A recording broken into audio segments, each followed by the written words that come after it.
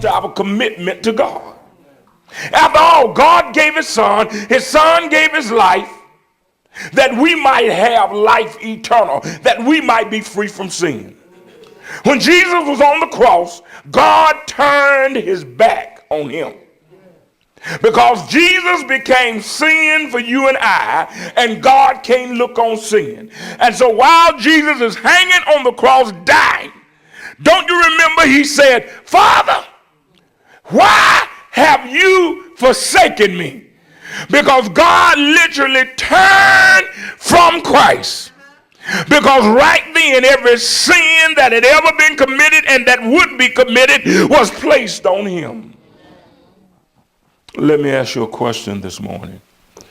In 2011, did you find yourself forsaking ministry and forsaking fellowship with other Christians? Did you find yourself having to challenge yourself whether or not to even attend service?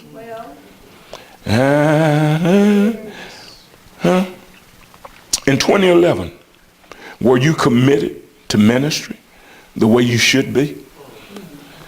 Were you really committed to this ministry? Were you really committed at the level where you said that whatever my hand find to do, I'm going to readily do it. I'm going to do it with all of my strength. Were you committed? Because can I say something to you? Commitment is not just financial commitment. Everybody gives money, but God is asking for a Trinitarian commitment. He wants us to commit to him on 3 different levels: time, talent, and tithe. There are talents in this ministry that are not being tapped into and not being used because we're saying, once I come to church, that's it. I'm tired. I ain't doing nothing at church. And so it's like Maxwell says, 20% of the people do 80% of the work. Amen. What if 80% of the people did 80% of the work? We would grow expeditiously. All right. I'm almost done, believe it or not. If you weren't committed to the ministry in 2011, it's 2012. You need to make it right. Amen. You need to make it right this morning. Before you take communion, you need to make it right. It's time to make it right with God. It's time to make it right with your fellow brothers and sisters. And it's time to make it right with yourself. Now, here's those 5 resolutions that I promised you. You ready? Amen. Some of you, I want you to write it down. You ready? Amen. Resolve to change the way you think. This year, change the way you think. Proverbs 23:7 says, as a man thinketh, so is he. That's Proverbs 23:7. Write that down. Change the way you think. Philippians 4:8 challenges us to think on things that are true, that are honest, that are just, that are pure, that are lovely, that are a good report, that has virtue and praise. Change the way you think. It is time to change our thought process.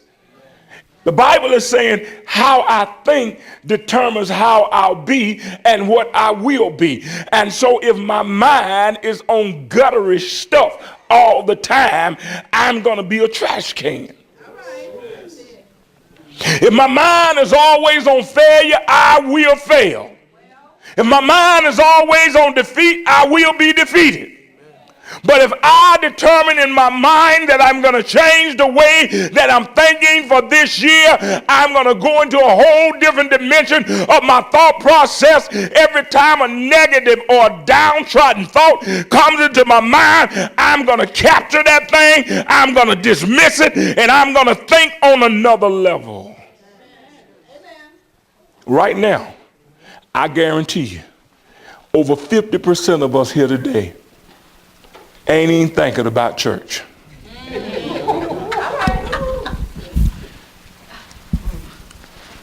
How long will it be before we finish?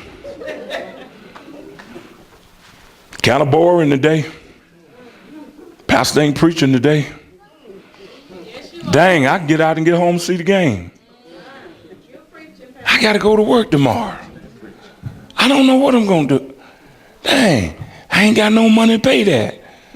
We thinking about everything except how to enhance our spiritual walk. Amen. Think on these things. Think on things that are going to build you up and not tear you down. And stop allowing people to put negative thoughts in your mind. Refuse them. If they tell you and come up to you, yeah, you sick. I know I heard you were sick. I don't want you to come telling me I'm sick. Tell me that you're praying for me, that the Lord will intervene. You don't never have no money. Don't come tell me that. I don't want to hear it. Because you need to tell that person, no, that's not true. I'm just between blessings. Amen. Look at somebody and say, I'm just between blessings. How you think, how you think, how you think. Start from how you think when you get up in the mornings, to how you think when you leave the house, to how you think what you think about going to work.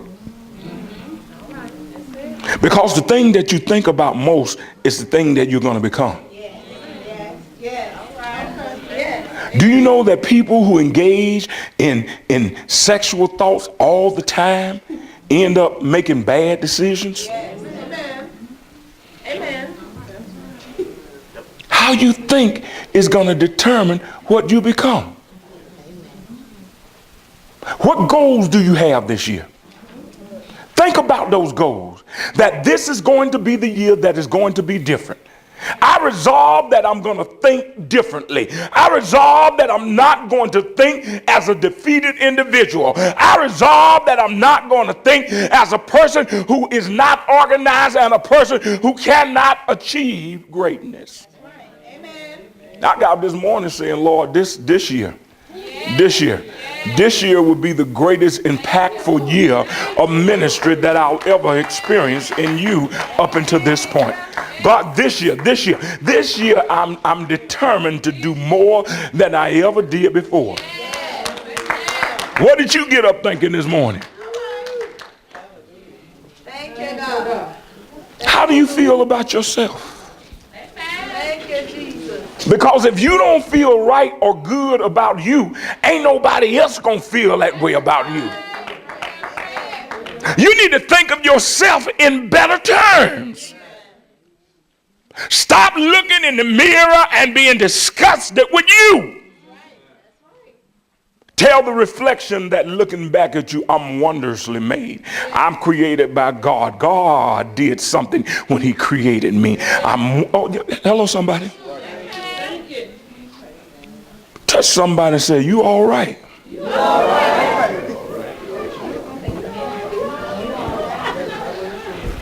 If it's one person I know that advocates upward thinking, it'll be missionary Gladys Hester. She'll get in an argument.